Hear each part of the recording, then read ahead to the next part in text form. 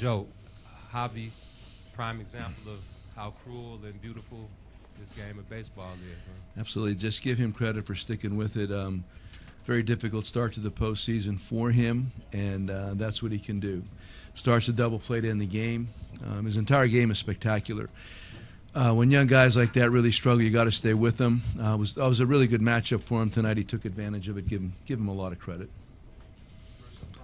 Joe, how quickly did you know that Jake was back to being Jake tonight, and the confidence level you saw in him and kept in him until I thought the movement was spectacular from the side. I could see the movement from the side. I mean, that's what I was basing it off of.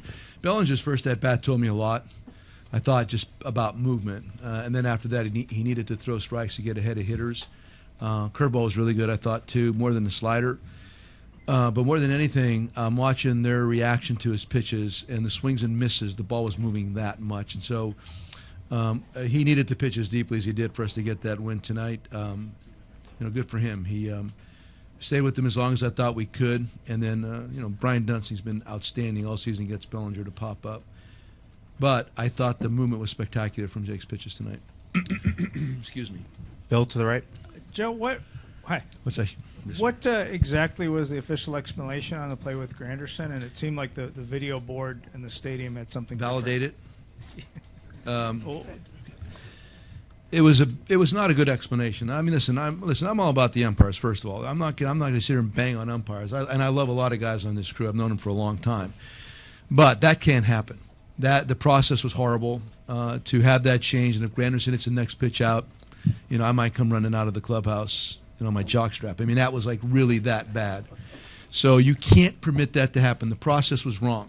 The explanation was eventually it turned into hearing two sounds. Not one of them saw a foul tip or heard or thought it was a foul tip. It was based on two sounds, which I totally cannot agree with that process whatsoever. When you got 40-some thousand people, it's late in the game. The other sound could have come from some lady screaming in the first row. I have no idea, but I can't buy that process. Over here to the left. Could have been a guy too. I just want to bang on the lady. Joe, can you talk about Wade's work tonight? And if you need a closer tomorrow, it's not going to be him. So this is where other guys got to pretty much do their jobs. Wade did the job tonight, so tomorrow we'll be able to parcel it out a little bit more cleanly. Strope's good, CJ's good, Lackey's good, Rondell's good, Dunsey's good, Montgomery's good. They're all good. So other guys got to do it. We have to be much more offensive. It's got to start happening tomorrow. We're going to do this. We're going to pull this off. We have to be more offensive tomorrow. First row to the left. Joe, just to clarify, so the call was by the home plate umpire on that strike, or because it seemed like you were yelling at Welke a lot. I was looking at everybody, man. That was bad process. I got bad process. That's what I'm yelling at. I mean, again, this is I know Wolfie for 100 years. I know Mike for 100 years. I know a lot of these dudes for 100 years. But I can't accept that under those circumstances. If that next pitch goes out of the ballpark, obviously on a wrong call, I am really not a good guy at that point. So bad process. Hear two sounds where nobody actually physically saw or actually saw the ball tip a bat and become a foul ball. If somebody had said that, I mean, what am I going to say at that point? But nobody saw anything. That's the part that I had a difficult time with. And there's no way I'm not getting ejected at that point. I got to make my point. Just being honest. Second row. Yes, sir. Center. Yes, ma'am. Given what you've seen from Quintana in this postseason, just how Thank you for confident are settling you? me down. Appreciate it. Q's been great. He's ready to play all the time. Q's just good stuff. The stuff's really been spiking in a positive direction. Velocity's been up. Curveball's been better. I know one thing. He'll be ready to pitch tomorrow night. Bruce, front row. Yes, sir. Joe, when you look at this game, a lot of your players, or a couple of your players beforehand and last night said that they didn't feel any pressure, that the pressure was all on the Dodgers because the fact that no one's expecting them to win at this point. They can just go out and play their game. Is that the proper message? Is that what you want to hear from your team playing these next games? I never want us to use the word. I mean, pressure, like I've said before, is a good word. So if they're taking that word and channeling it in a proper direction, I'm all about it.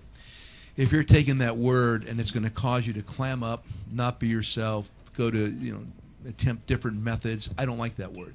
But I love the word. I want there to be pressure. I want there to be a carrot at the end of the stick. I want all of that. I talk about never permitting the pressure to exceed the pleasure, just meaning to handle the moment. But what we do, I started this with a trip to Omaha, Nebraska in spring training before the very first workout, and now we are here coming on October 19th. It's a lot of time in between. So there's a lot of different moments that occur, and some are pressurized, and that's good. Otherwise, you're home cooking steaks right now.